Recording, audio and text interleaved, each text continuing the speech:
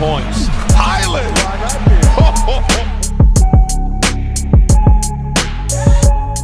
The Bones Hyland situation is really getting ridiculous. 3 years ago, this dude was lighting it up as a rookie in Denver. He was looking like a young star with a slick handle, deep scoring bag, and playmaking chops. Drafted 26th in 2021, he had Nuggets fans buzzing, averaging 10 points off the bench and dropping street ball moves on the opposition. Then, boom, traded to the Clippers in year 2, and it's been a constant downhill slide since. For some reason, Ty Lue wasn't feeling him. Bones barely saw the floor, stuck behind James Harden and Kawhi Leonard, even though Lue himself said he was balling out early in the 2023-24 season. So why wasn't his number called? It's baffling, and things got even messier as the Clippers shipped him to Atlanta in the Bogdan-Bogdanovic trade, only for the Hawks to straight up waive him. Now, he's landed a two-way deal with the Timberwolves, fighting to prove he's still got it. Not many people can make a comeback from such a roller coaster ride, but the real question is, why has this even happened in the first place? Bones Hyland came into the league with instant impact. Drafted out of VCU in 2021, where he was the Atlantic 10 Player of the Year and dropped 20 points a game. He landed in Denver as a much needed creative and fearless guard. His rookie year was electric, and he averaged 10 points, 3 boards and 3 assists in 19 minutes.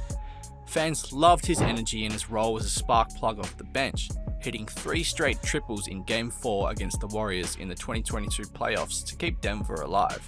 He had that shifty street ball handle, a quick first step, and a jumper that was tough to contain.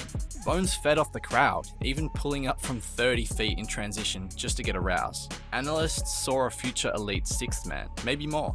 As Bones became a more prominent name in the league, the media also ran deeper into his history and uncovered some tantalizing stories.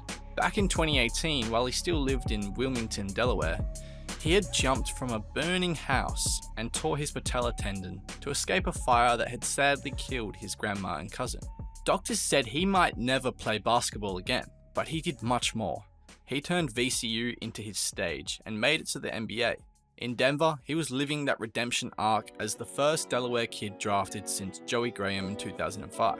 This in itself was an incredible accomplishment and something to be celebrated, but the NBA is the most competitive league in the world, and the cracks in his game began to show gradually, despite his hard work and persistence. His defense was rough to say the least, and in his second year it became very obvious, with the Nuggets being 15 points worse per 100 possessions with him on. However, he still wanted minutes, clashed with the team over splitting time with Michael Porter Jr., and requested a trade mid-season. He got his wish, and on February 9, 2023, Hyland was traded to the Los Angeles Clippers in a 4-team trade involving the Lakers and Magic as well. He could have been a fan favorite in Denver, but it was short-lived. So what went wrong on the Clippers? Well, Bones lands with them in 2023, and it's like he hit a brick wall. This is a guy, mind you, who started that 23-24 season hot, averaging 16.3 points and shooting 44% from 3 in the first 4 games, helping the Clippers go 3-1 out of the gate. Ty Lue even praised him, saying he was playing great. Then it all ends up terribly wrong for the young guard. The Clips acquire James Harden via trade, and Bones' minutes vanish. He went down to 13 minutes a game for the season, averaging a measly 6 points on 38% shooting and 31% from deep. Career lows everywhere. February 2024, he didn't play a single game. All the while, Tyron Lue was keeping him on his heels, saying, "Stay ready, your shot's coming." Spoiler, it didn't. But why did his career just fall off a cliff essentially? The simple answer is his defense sucked too much at the time. Bones was a liability, and the Clippers were 12 points worse per 100 with him out there. Noticing a trend here, offense didn't help either. What was once the cornerstone of his game and his fiery appeal to fans in Denver disappeared. His shot dipped, confidence wobbled, and he wasn't making any winning plays. Teammates like Terrence Mann kept their spots, while Bones rode pine. The Clippers were all in on a title push with Harden, Kawhi, PG and Russ, all LA vets with decorated resumes. Bones, at 23, didn't fit that vet-heavy rotation Lue locked into by November 2023, going 16-4 in the last 20. And just as skeptics had anticipated, Bones got traded again, this time to Atlanta in the Bogdanovic deal. Great, a fresh new start, time to reset and figure things out, right? Wrong, but he got waived the next day.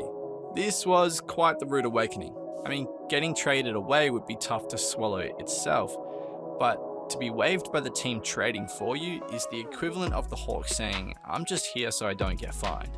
The Clippers didn't want him long term, and the Hawks, they didn't want him at all. Tough. For a guy who was a first round pick 3 years ago, that's a punch in the gut. Hawks had Trae Young and DeJounte Murray, until Murray's trade obviously, plus a packed guard room, and Bones wasn't cracking that lineup. But cutting him loose so fast, that's cold, and it shows how little opposition teams valued him as an asset. Bones went from a Nuggets fan favourite to a Clippers bench warmer to unemployed, all in 2 years. It's not all on him though. The Clippers stunted his growth and Atlanta didn't care to try. Now at 24, all looked hopeless for a struggling Bones Hyland, but a lifeline might have just been thrown his way. Bones signed a two-way deal with Minnesota in March of 2025. It's not a headline move, but it's an interesting progression for anyone following his story. He still fits far behind in the pecking order at the T-Wolves, but starting from the bottom is better than starting from nowhere. Tim Connolly, the executive who drafted him in Denver, knows his game inside and out, and as for the bigger picture, the Minnesota Timberwolves are shoring up their roster ahead of the stretch run. Bones isn't guaranteed minutes. Two-way guys split time between the NBA and the G League, but if he balls out, he's got a shot to climb. What does he bring to the team though? Well, scoring juice, pick and roll creation, ISO buckets, and that deep jumper that can really get a crowd going. Hyland has the ability to offer insurance for Minnesota's backcourt rotation as a guy who can score as a pick and roll ball handler as well as in isolation. When given the opportunity, he can hit a jumper off the dribble, and in the event of any Timberwolves injuries, having someone who can score like he does is always beneficial. While he will never be regarded as an exceptional defender, he is an effective defensive playmaker who can create steals. Minnesota made a wise decision. Even if he does not immediately get much playing time, he just needs to buy into the scheme and be more patient than he was in Denver. In such a short stint, Bones has moved around a lot. Denver's first round prospect, LA's forgotten asset, and Atlanta's trash. And now a Timberwolves redemption arc maybe. Talent like his shouldn't be bouncing like this, but the NBA has a reputation for being brutal. Minnesota is his last chance to prove the doubters wrong. Is he a future sixth man or just a forgotten baller clinging onto the final threads of his career? If you like keeping up with basketball's young stars, then you will love what we have in store for you. Join us next time as we look at another up-and-coming NBA wonder kid.